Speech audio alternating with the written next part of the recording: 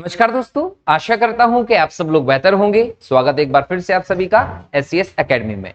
दोस्तों, मेरा नाम है पंकज शर्मा और डिस्कस करता हूं मैं आप लोगों के साथ इस क्लास में MPPSC प्रीलिम्स के सिलेबस पर। MPPSC प्रीलिम्स के सिलेबस को जब आप देखते हैं तो यहाँ आपको 10 यूनिट दिखाई पड़ती हैं और लगातार हमारी इस पर लेक्चर सीरीज चल रही है। वर्तमान में हम MPPSC प्रीलिम्स के 10वीं यूनिट पर डिस्कशन कर रहे हैं दोस्तों, और 10वीं यूनिट में आपको मध्य प्रदेश की जनजातीय व्यवस्था पर आधारित टॉपिक दिखाई पड़ेंगे। इस लेक्चर सीरीज में पिछले लेक्चर में हम लोगों ने बात किए थे मध्य प्रदेश की जनजातीय व्यवस्था से संबंधित महत्वपूर्ण व्यक्तित्व को लेकर। ये वो व्यक्तित्व थे दोस्तों जिन्होंने मध्य प्रदेश में जनजातीय समुदाय से आकर स्वतंत्रता संग्राम में इंपॉर्टेंट रूप से योगदान दिया। मध्य प्रदेश में विभिन्न अलग अलग मोर्चे पर, सामाजिक व्यवस्था हो, राजनीतिक व्यवस्था हो या आर्थिक व्यवस्था हो, वहां अपना योगदान दिया है। कई सारे लोग ऐसे भी हम लोगों ने डिस्कस किए हैं दोस्तों जो कला के संदर्भ से आते हैं, जिन्होंने मध्य प्रदेश की कला जैसे कि गौण चित्रकला की बात कर लें या हम लोग भित्ति चित्रकला की बात कर लें, इनमें भी बहुत इंपॉर्टेंट योगदान दिया है। तो पिछले लेक्चर में हमने कुछ ऐसे व्यक्तित्व पर डिस्कशन किया था। आज हम उसके आगे के व्यक्तित्व जो बच गए हैं उन पर डिस्कशन कर रहे हैं। आज के इस लेक्चर के माध्यम से जनजातीय व्यक्तित्व का जो टॉपिक है MPPSC प्रीलिम्स के यूनिट नंबर 10 के अंतर्गत वो पूरा हो जाएगा और यहां से हम इस बात की श्योरिटी लेकर चलेंगे कि एग्जाम में जैसे ही यहां से कोई प्रश्न देखने को मिलेगा तो वो आपका छूटेगा नहीं दोस्तों। क्लियर? तो चलिए शुरू करते हैं आज के इस लेक्चर को। सबसे पहले तो ऐसे लोग जो पहली बार हमारे इस यूट्यूब चैनल से जुड़े हैं दोस्तों, वो चैनल को सब्सक्राइब कर लीजिएगा, बेल आइकन पर क्लिक कर दीजिएगा और अपने दोस्तों के साथ शेयर जरूर कीजिएगा, क्योंकि ये जो डेटा हम लोग देख रहे हैं यहाँ पर, वहां से क्वेश्चन एग्जाम में आपको जरूर देखने को आएगा। क्लियर? तो चलिए शुरू करते हैं आज के इस लेक्चर को, जिसमें सबसे पहले आज हम बात करने वाले हैं दोस्तों खाज्या नायक को लेकर।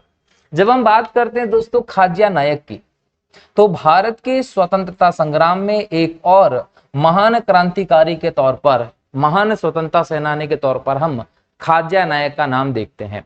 खाज्या नायक का जन्म देखें तो निमाड़ क्षेत्र में हुआ है। निमाड़ में आपको क्षेत्र मिलेगा जिसका नाम है सांगली। ये सांगली निमाड़ का एक गांव है। 1830 में यही आपको खाज्या नायक का जन्म देखने को मिलता है। इनके जो पिता थे उनका नाम था गुमान नायक। अब ये गुमान नायक जो थे ना, ये सेंधवा घाट जो है यहां पर चौकीदार के तौर पर काम कर रहे थे। अंग्रेजों के अधीन इनकी सेवा थी। आगे जाकर जब गुमान नायक की डेथ हो जाती है तो खाज्या नायक ने इनकी नौकरी को आगे बढ़ाया और लंबे समय तक, अगर हम देखें, सेंधवा घाट से लेकर सिरपुर जो चौकी थी यहां तक लगभग 24 किलोमीटर के एरिया में चौकीदारी का काम ये देखते थे। बहुत लंबे समय तक ये चौकीदारी का काम इस क्षेत्र में करते हैं। और जैसे ही इनकी चीजों को देखा अंग्रेजों ने, तो भील पलटन, जो टाटिया भील के लिए भील पलटन, भील ब्रिगेड जो अंग्रेजों ने बनाई थी, उसमें इनको शामिल कर लिया था। तो यहां से हम खाज्या नायक की शुरुआत देखते हैं। जीवन में मोड़ आता है कब? जब 1850 के समय में एक हत्या के केस में इनको जेल हो जाती है। कितने साल की जेल हो जाती है? 10 साल की जेल हो जाती है। जेल में बंद होते हैं। इनका आचरण बेहतर रहता है और आचरण बेहतर होने के कारण 6 साल में ही, 4 साल पहले हम देखें, लगभग 1856 के आसपास इन्हें छोड़ दिया जाता है। जैसे इन्हें छोड़ा जाता है तो पुनः अपना चौकीदारी के काम को कंटिन्यू करते हैं। लेकिन कुछ समय बाद इनके दिमाग में यह बात आती है कि स्वतंत्रता सेनानी के तौर पर कहीं ना कहीं मेरी जरूरत है। अंग्रेजों की सेवा को छोड़कर स्वतंत्रता संग्राम में कूद पड़ते हैं। और जब स्वतंत्रता संग्राम में कूदते हैं दोस्तों, तो भीमा नायक का इनको साथ मिलता है। भीमा नायक के बारे में हम डिस्कशन कर चुके हैं, वहां हम लोगों ने इसके बारे में डिटेल में देखा। भीमा नायक का इनको साथ मिलता है और उनके साथ मिलकर ये जो 1857 का विद्रोह होता है उसमें लड़ाई में लग जाते हैं दोस्तों। 1857 के विद्रोह में लगातार खाज्या नायक लड़ाई कर रहे थे। अंग्रेज इनको पकड़ने में सफल नहीं हो पा रहे थे। जब अंग्रेज इनको पकड़ने में सफल नहीं हो पा रहे थे तो ऐसे में अंग्रेजों ने एक नई रणनीति बनाई। उस रणनीति के तहत अंग्रेजों ने क्या किया, एक व्यक्ति जिसका नाम है रोहिद्दीन नाम के एक मकरानी को इनके पास भेजा। किसके पास? खाज्या नायक के पास भेजा। इसलिए भेजा कि इनके पास रहकर इनकी जासूसी करके इनकी जानकारी अंग्रेजों को मिल जाए और बाद में वो इनको पकड़ ले।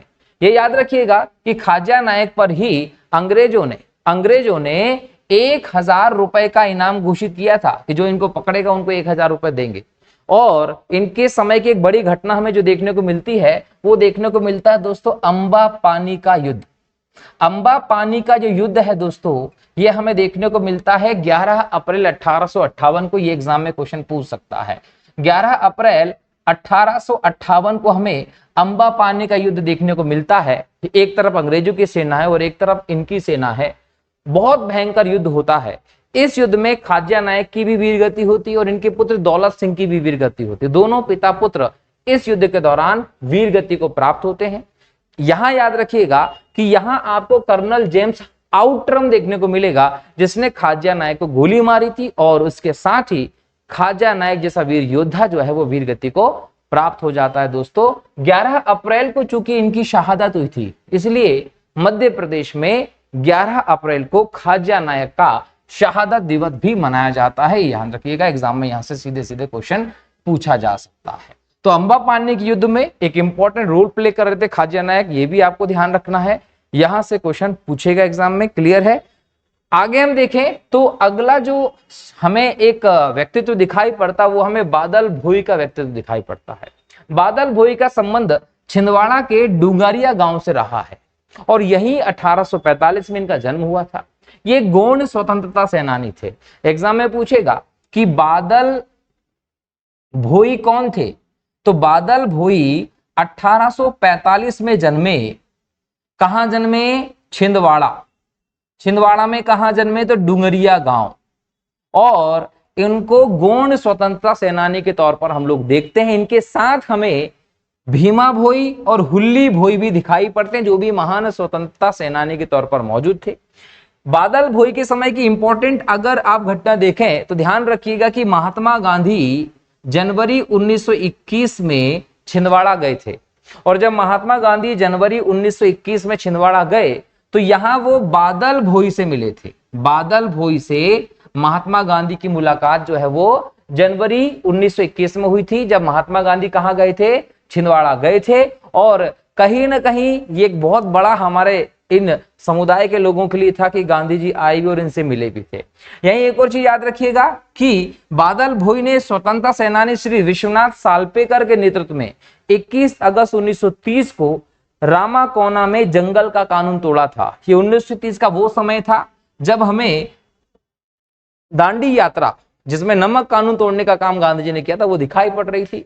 इसी के आलोक में यहाँ जंगल कानून तोड़ा गया था। बादल भोई जो रहे, इनका आदिवासी संग्रहालय जो है वो छिंदवाड़ा में बनाया गया है, ये भी आप लोगों को ध्यान रखना है। तो ये बादल भोई थे जिन्होंने लंबे समय तक हमारे देश में जो क्रांतिकारी आंदोलन रहा, राष्ट्रवादी आंदोलन, उसमें योगदान दिया है। एक और इंपॉर्टेंट जो व्यक्तित्व है वो है गंजन सिंह कोरकू। गंजन सिंह कोरकू के बिना मध्य प्रदेश की ऐतिहासिक घटनाओं का अध्ययन अधूरा होता है। गंजन सिंह कोरकू का जन्म बैतूल में हुआ था। बैतूल में जो घोड़ा डोंगरी है वहां से इनका संबंध रहा है। और बैतूल के घोड़ा डोंगरी में ही 1930 में जंगल सत्याग्रह हुआ था। ये जंगल सत्याग्रह जो हुआ था उसको नेतृत्व प्रदान किया था गंजन सिंह कोरकू ने। ये जंगल सत्याग्रह क्यों हुआ था, तो इसकी पृष्ठभूमि समझ लीजिए कि 1930 में लगभग 12 मार्च के आसपास हम देखें तो महात्मा गांधी ने शुरू की थी दांडी यात्रा।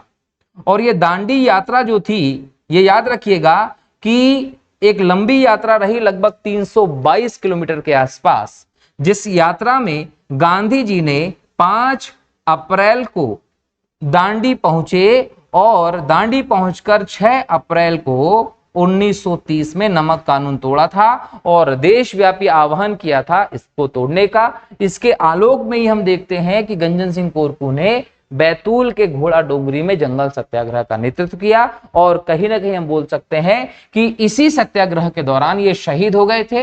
जंगल सत्याग्रह के प्रथम शहीद के तौर पर हम गंजन सिंह कोरकू को देखते हैं। तो एग्जाम में क्वेश्चन पूछेगा कि गंजन सिंह कोरकू कौन थे। गंजन सिंह कोरकू मध्य प्रदेश के एक स्वतंत्रता सेनानी रहे हैं, जिन्होंने 1930 में जंगल सत्याग्रह को अंजाम दिया था। क्लियर है। चलिए नेक्स्ट हम देखें दोस्तों, तो बंजारे सिंह कोरकू दिखाई पड़ते हैं। इनका जन्म भी बैतूल के घोड़ा डोंगरी में ही हुआ था और गंजन सिंह कोरकू के सहयोगी के तौर पर ये मौजूद थे। गंजन सिंह कोरकू के साथ इन्होंने अपने प्राणों की आहुति दे दी थी। नेक्स्ट है रेणुबाई, मुड्डेबाई, देशोबाई और बिरजू गुण। ये हमारे देश के सिवनी जिले से संबंधित स्वतंत्रता सेनानी रहे हैं। 9 अक्टूबर 1930 को वही दांडी यात्रा के आलोक में जो आंदोलन देश में चल रहा है, सविनय अवज्ञा आंदोलन की गांधी जी ने शुरुआत की थी, तो ये इन्होंने सिवनी के टूरिया ग्राम से घास काटकर सत्याग्रह चलाया था। पुलिस ने इन्हें पकड़ लिया और कहीं ना कहीं टूरियाओं पर बहुत भयंकर कहर बरपाया, जिनमें इनकी मृत्यु हो गई थी। श्री मंजू ओझा जो है ये भी बहुत इंपॉर्टेंट रहे हैं। श्री मंजू ओझा का संबंध बैतूल से रहा है। बैतूल में ग्राम राता भारी है, यहां पे इनका जन्म हुआ था। और गोंड जनजाति की उपजाति होती है ओझा, जो तंत्र मंत्र झाड़ फूक का काम करते हैं, पंडितगिरी करते हैं। इनमें ये ओझा जो लोग हैं, इनके अंतर्गत हमको श्री मंजू ओझा दिखाई पड़ती है। अनेक आंदोलनों में इन्होंने सक्रिय भूमिका निभाई। भारत छोड़ो आंदोलन जो 1942 में हमें दिखाई पड़ा, उसके अंदर भी हम लोगों को इनकी सक्रिय भूमिका दिखाई पड़ती है। 28 अगस्त 1981 में घोड़ा डोंगरी बैतूल में इनका देहांत हो गया था। किसका? श्री मंजू ओझा का। एक स्वतंत्रता सेनानी के तौर पर उन्होंने लंबी लड़ाई लड़ी है।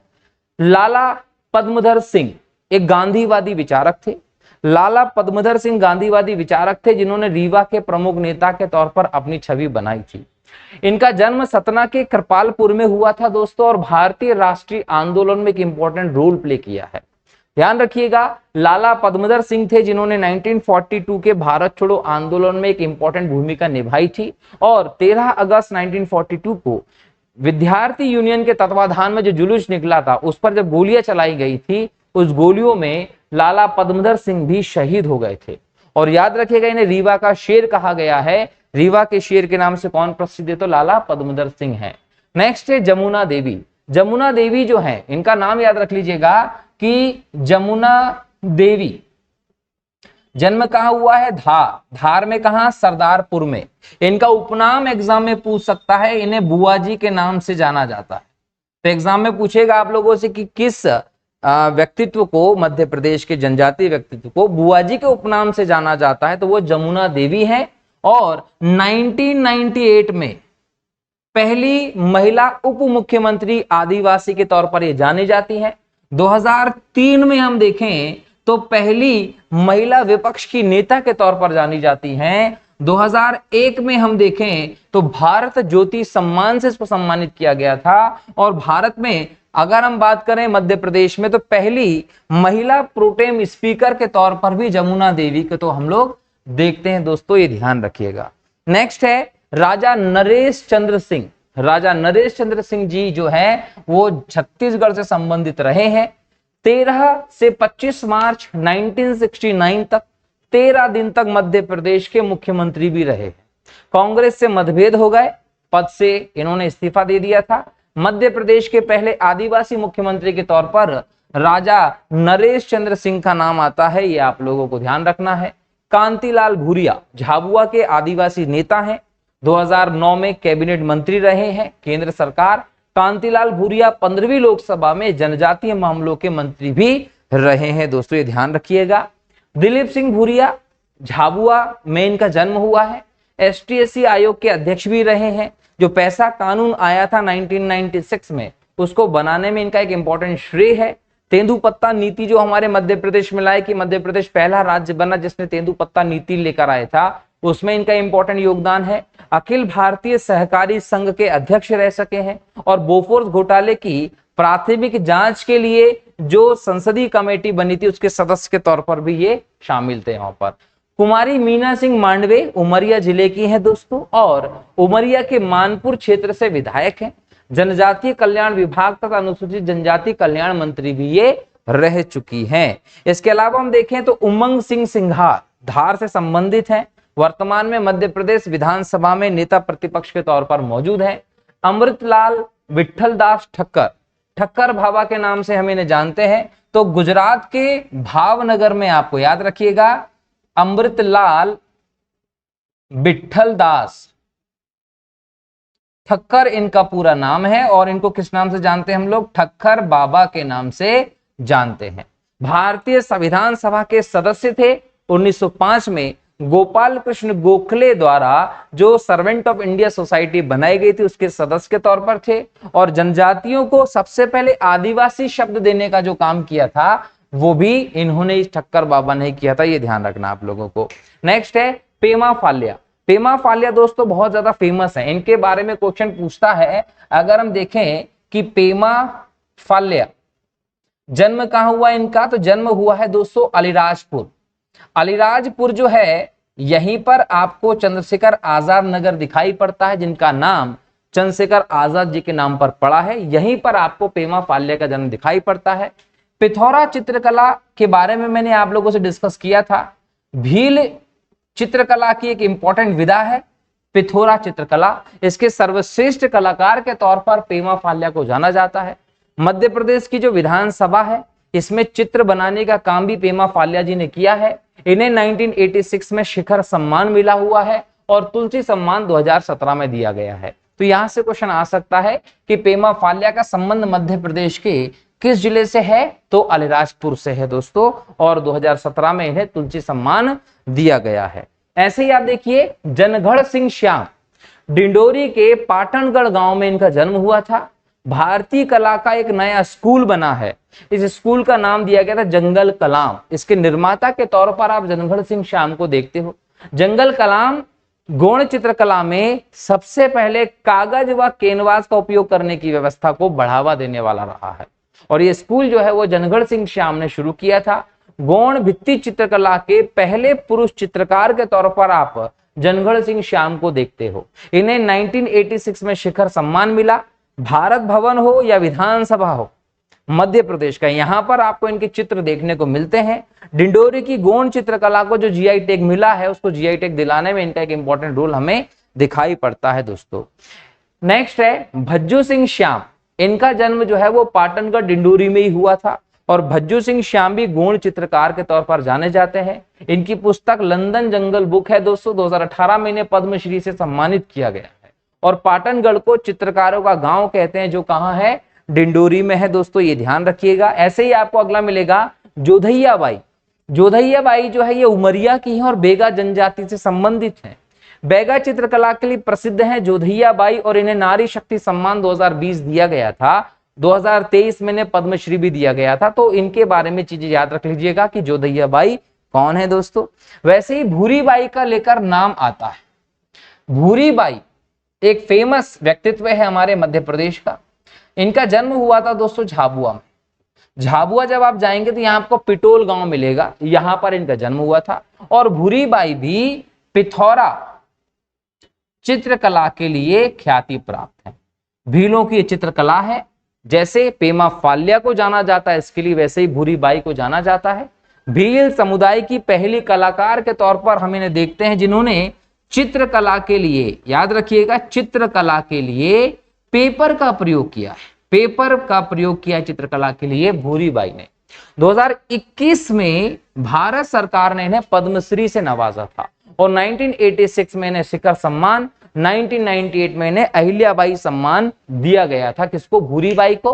तो ये फैक्ट्स याद रख लीजिएगा। प्लस 2021 में इन्हें पद्मश्री मिला हुआ है, करंट अफेयर का है, ज्यादा पुराना नहीं है, तो क्वेश्चन एग्जाम में पूछ सकता है भूरी बाई से। और भूरी बाई और पेमा फाल्या दोनों के दोनों जो है वो पिथौरा चित्रकला के लिए फेमस है दोस्तों। नेक्स्ट है लहरी बाई। लहरी बाई का संबंध डिडोरी से है। श्री अन्न प्रजातियों का संरक्षण तथा संवर्धन करने के लिए जाने जाते। देखिए कि लहरी बाई का नाम प्रधानमंत्री नरेंद्र मोदी जी ने भी लिया। कहां से संबंधित है? डिंडोरी। और श्री अन्न, श्री अन्न मतलब मोटा अनाज जिसे हम कहते हैं, ज्वार, बाजरा, कोदो, कुटकी, इन सभी को संरक्षित करने, इनको संवर्धन करने में लहरी बाई जी का बहुत इंपॉर्टेंट योगदान है। इसीलिए राष्ट्रपति द्वारा इन्हें पुरस्कृत किया गया है। मध्य प्रदेश की लहरी बाई को भारत की राष्ट्रपति द्रौपदी मुर्मू जी ने पादप जीनोम संरक्षक किसान सम्मान से सम्मानित किया है। और तो और श्री अन्न प्रजातियों का सीड बैंक विकसित करने का जो काम है वो भी लहरी बाई जी के नेतृत्व में ही किया गया है। एग्जाम में क्वेश्चन बिल्कुल पूछ सकता है। तो ये सभी जो रहे दोस्तों, ये मध्य प्रदेश के जनजातीय समुदाय से संबंधित प्रमुख व्यक्तित्व रहे हैं, जहां से एग्जाम में आपको क्वेश्चन पूछा जाना चाहिए। जब आप एमपीपीएससी की यूनिट नंबर 10 देखेंगे तो यहां आपको जो जनजातीय व्यक्तित्व की व्यवस्था देखने को मिलेगी, वहां पर आपसे सिर्फ कला के संदर्भ में नहीं, बल्कि हम देख सकते हैं कि सेना में, स्वतंत्रता संग्राम में, इसके अलावा हम देखें तो हमारे देश में जो सामाजिक कल्याण मिला है, जो आर्थिक विशेषता है, इन सभी चीजों में जो जो लोग लगे हुए हैं, किसको पुरस्कार मिला है, कौन राजनीति से संबंधित है, सभी लोगों को आप जनजातीय व्यक्तित्व में महत्व देंगे। और यहां किसी भी सेक्शन से आपको एग्जाम में क्वेश्चन देखने को मिल सकता है।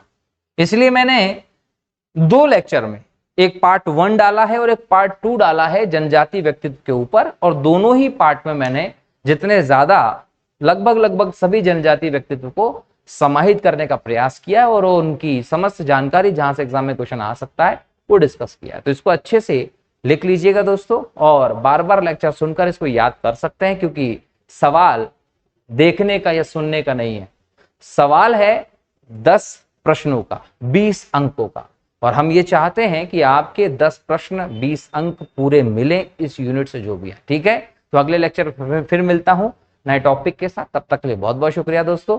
जय हिंद, जय भारत, वंदे मातरम दोस्तों, जय श्री राम।